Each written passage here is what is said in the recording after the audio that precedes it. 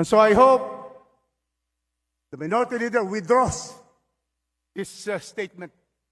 Otherwise, I will be the one to make sure that there will be an ethics probe on this. A congressman taking up the cudgels of our aggressor in the West Philippine Sea. Definitely, I'm going to file an ethics charge because he has failed in his duty to protect and defend the Constitution of the Philippines. Article 1 is national territory. Madam Speaker, ako po ay nire-request na mag-withdraw ng aking privilege speech. Hindi ko po i-withdraw po yan.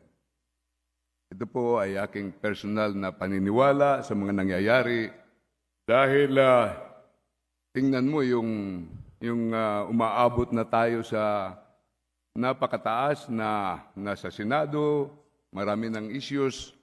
Lahat po ng batas na ipinasa natin dito sa Kongreso ay sinuportahan ko po.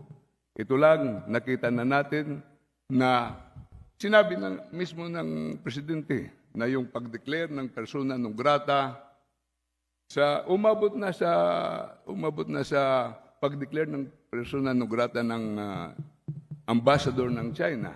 Sinabi niya it is the last resort. Ibig sabihin, pero hindi ko importante na si Jay Tariela lang ang sinasabi ko dito. Ang sinasabi ko po dito na magkaroon tayo ng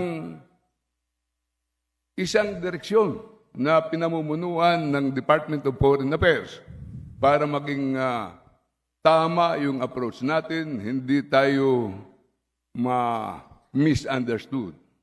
Kahit nagagalit po kayo, kahit anong sentimento nyo, iklaro nyo with professionalism ang sinasabi nyo para marinig tayo.